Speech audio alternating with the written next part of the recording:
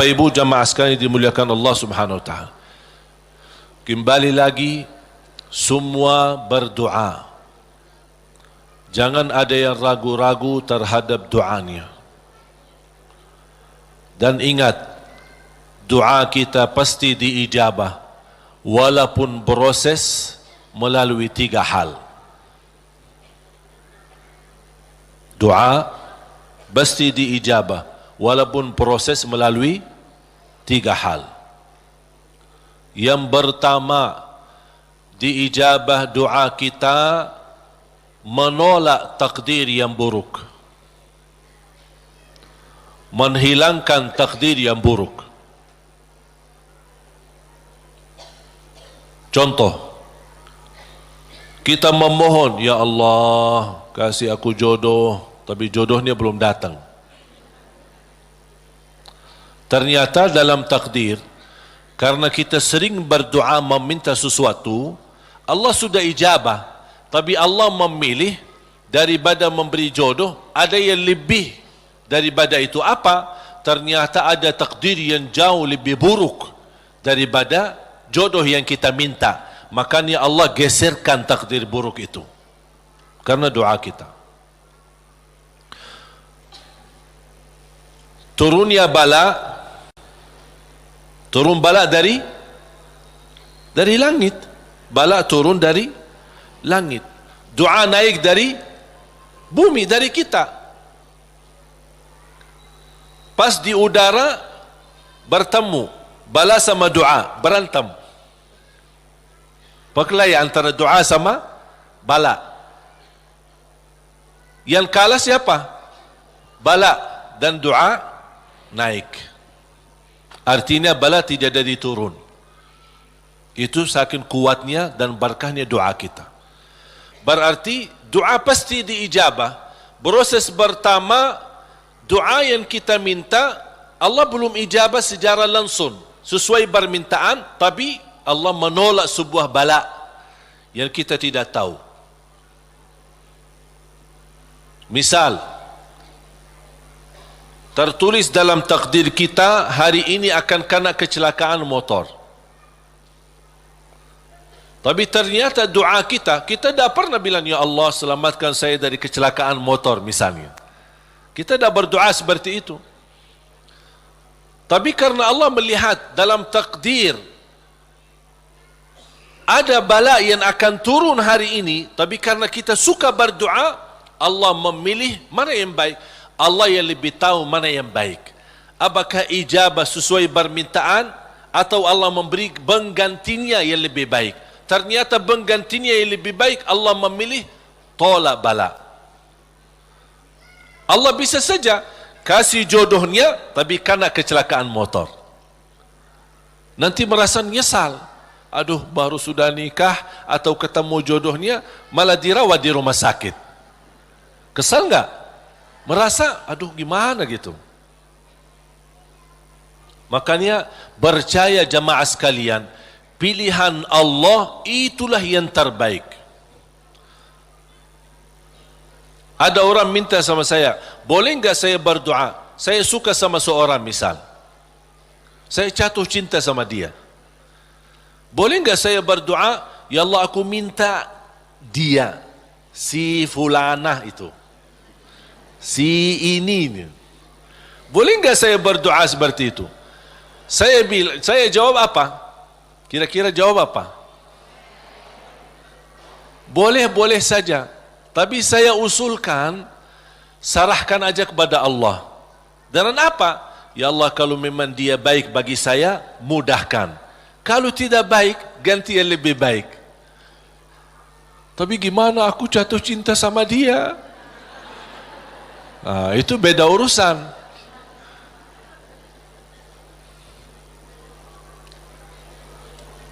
Nanti ada satu cerita, insya Allah indah, bisa menambah wawasan buat kita.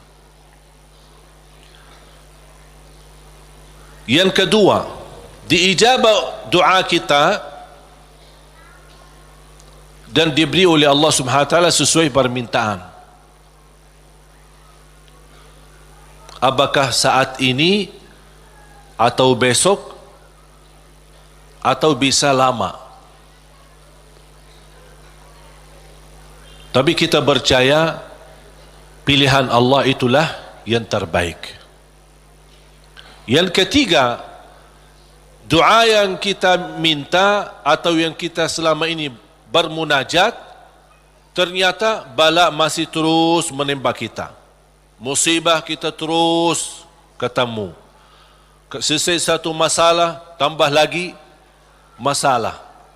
Kemudian permintaan yang kita minta juga belum ketemu. Saya minta kerjaan yang bagus, belum ketemu. Saya sudah berusaha melamar kerja sana sini, belum ada. Terus mana doa aku selama ini, mana? Ternyata yang ketiga, contoh ni yang di ketiga. Yang ketiga apa? Allah simpan doa kita buat di akhirat. Berarti tidak ada yang hilang di sisi Allah.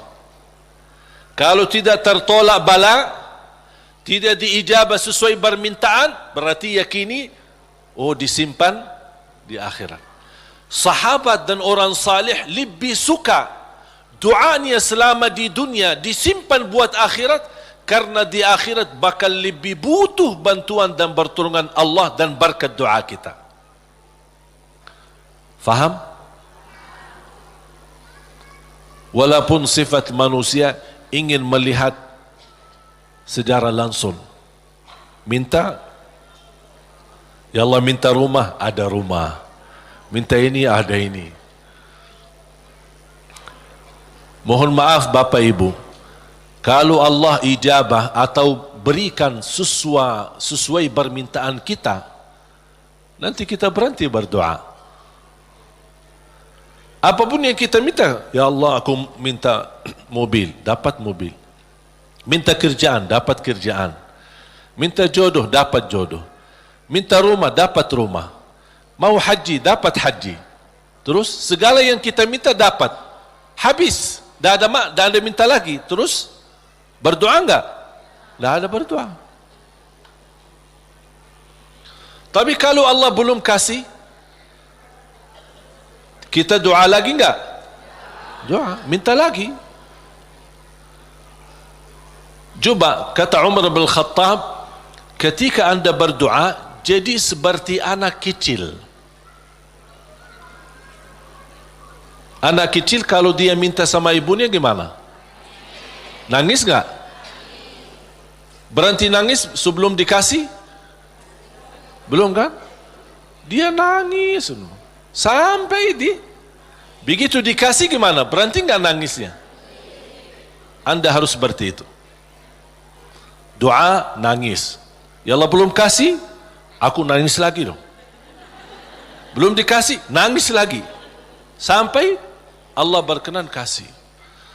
Dan ini sebenarnya bukan tujuannya Allah kasih atau tidak.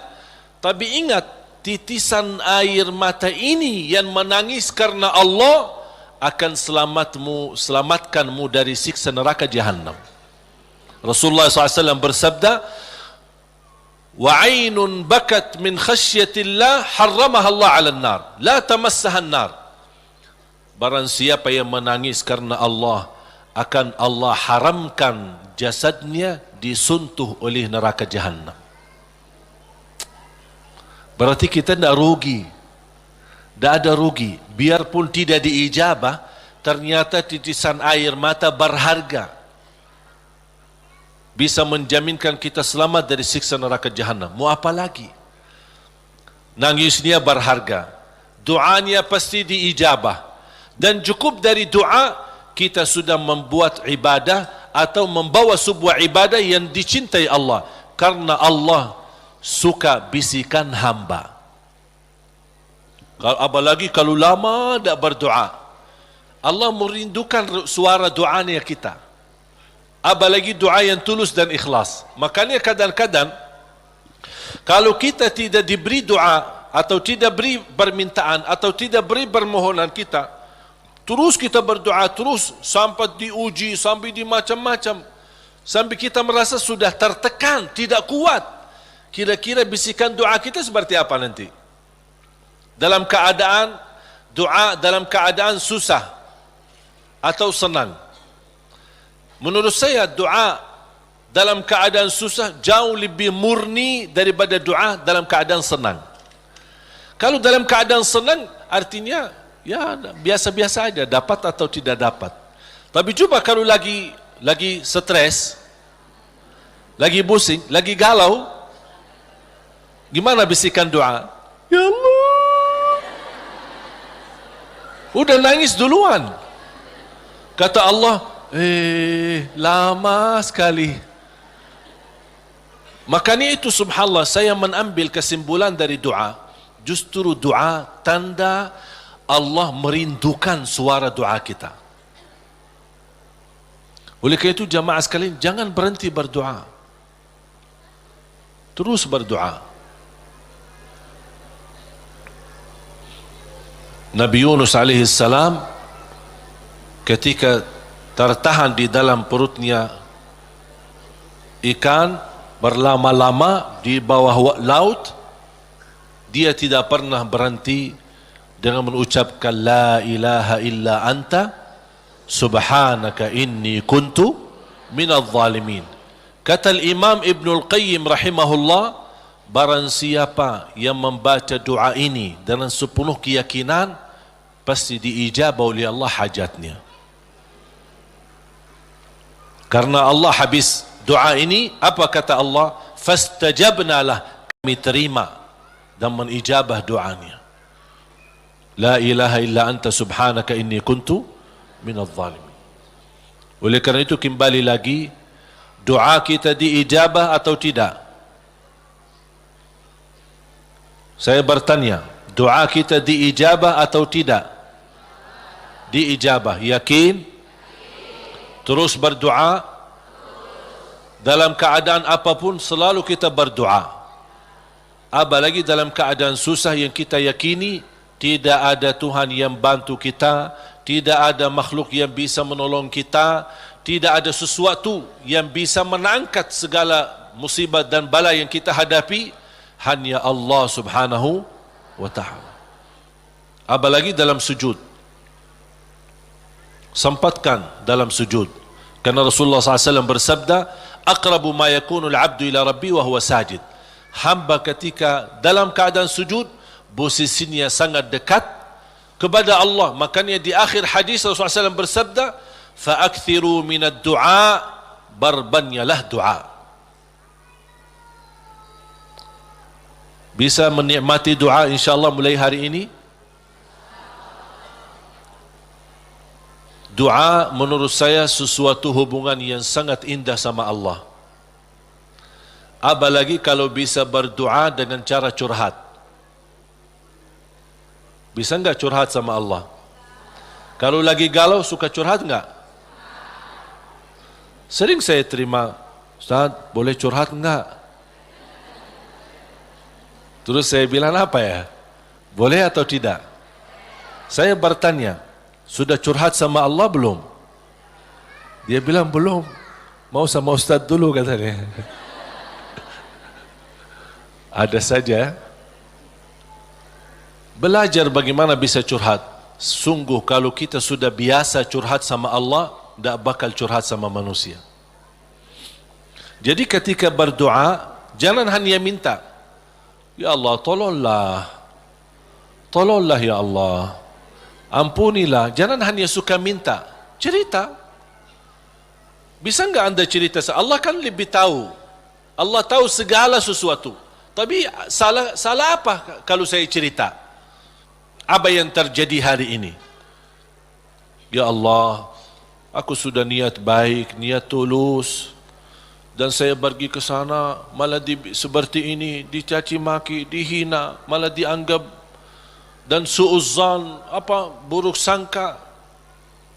Habis gimana ya Allah? Cerita, curhat, seperti meminta solusi dari Allah Subhanahu wa taala. Kalau belum merasa ada jalan, wallahi akan merasa nikmat.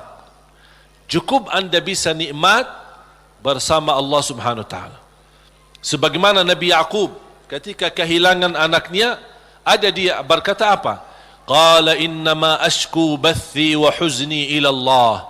Aku hanya mampu curhat kepada Allah Subhanahu Wa Taala. Aku ingin cerita, padahal Allah tahu apa yang terjadi, tapi dia ingin cerita lagi sama Allah Subhanahu Wa Taala. Ungkapkan cerita ini kepada Allah, itu sudah merasa diri dan membuat hati kita tenang.